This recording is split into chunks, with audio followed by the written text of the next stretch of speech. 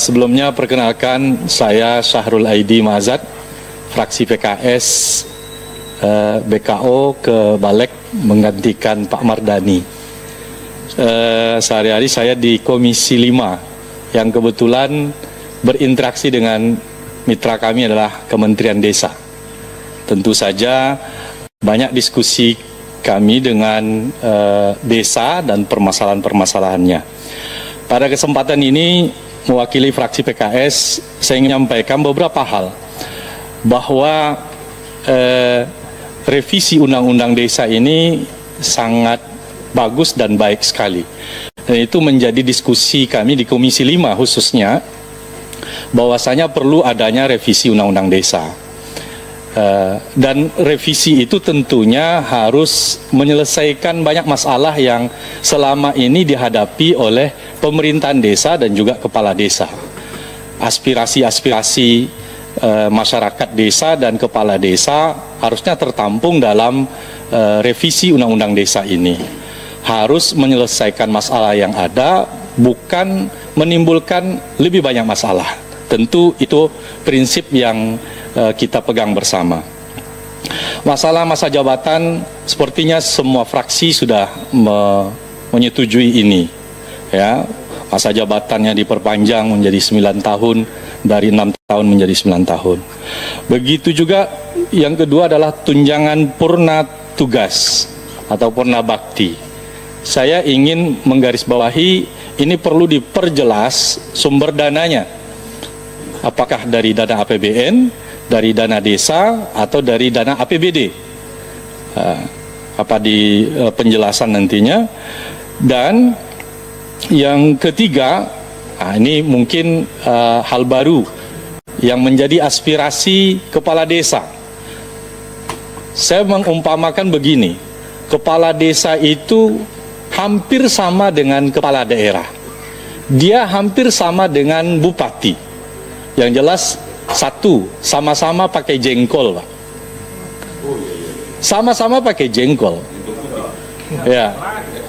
Kalau gubernur, bupati, ya kepala daerah pakai jengkol, kepala desa pakai jengkol.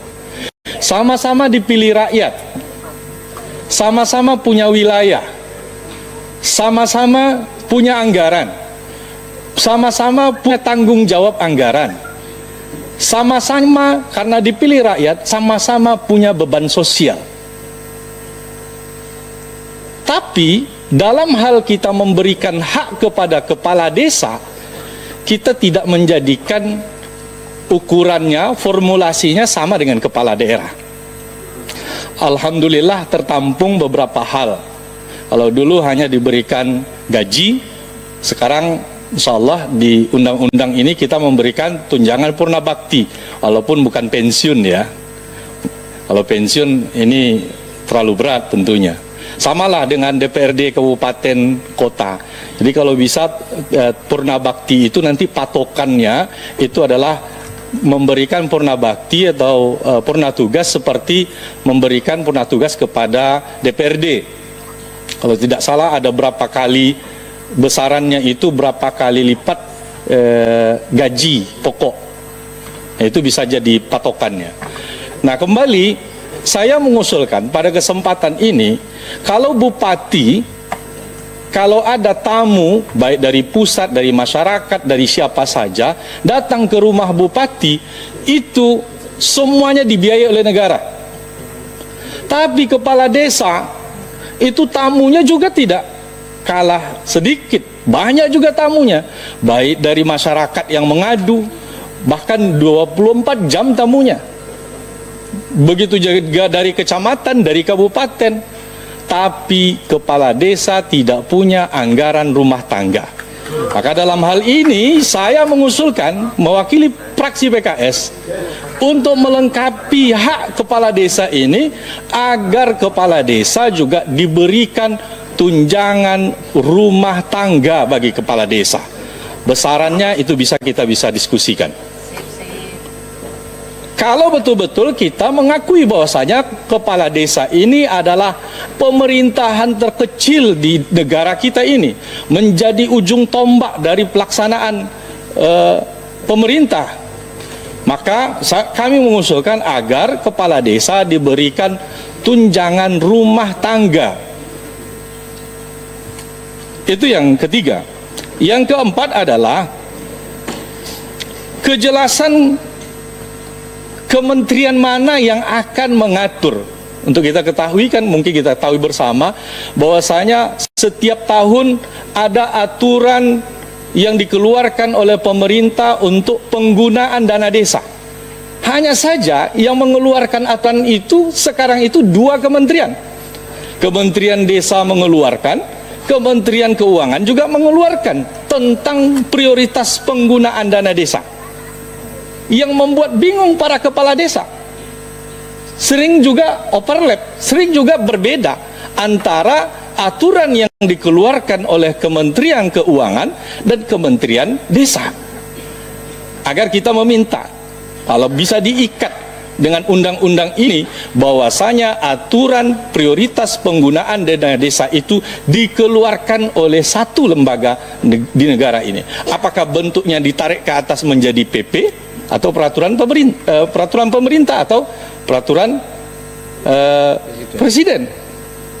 Kemudian, ini tadi juga menjadi diskusi dari teman-teman dari fraksi lain tentang kemandirian desa dalam mengatur anggarannya.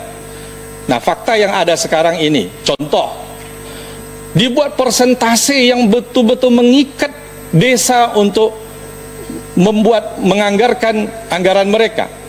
Contoh terakhir sekarang ini, dana BLT DD itu minimal 10%, maksimalnya 25%. Bahkan lebih ekstrim lagi tahun sebelumnya, 40% harus digunakan untuk BLTDD.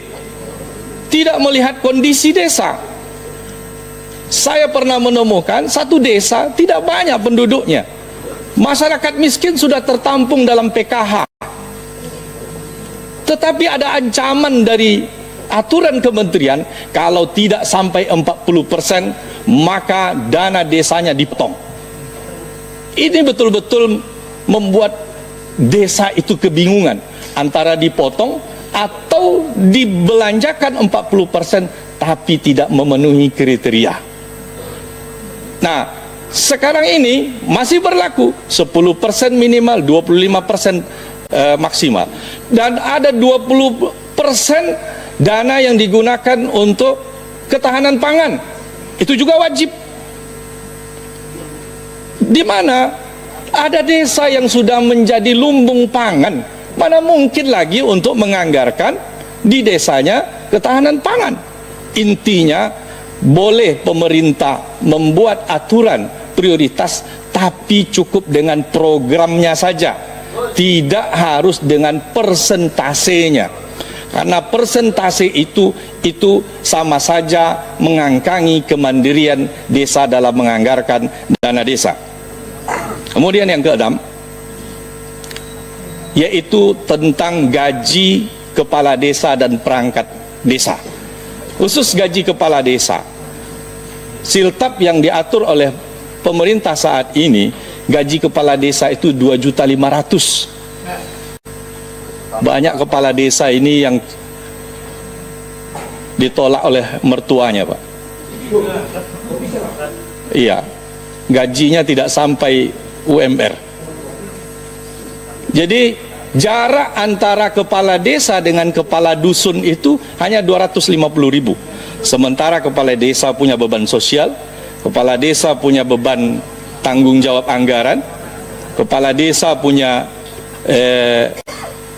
kegiatan yang begitu banyak.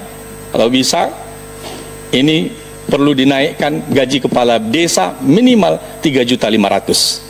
Dan poinnya lagi adalah gaji kepala desa, tadi disebutkan gaji kepala desa dan perangkat desa ini dipastikan menerima setiap bulan di awal bulan.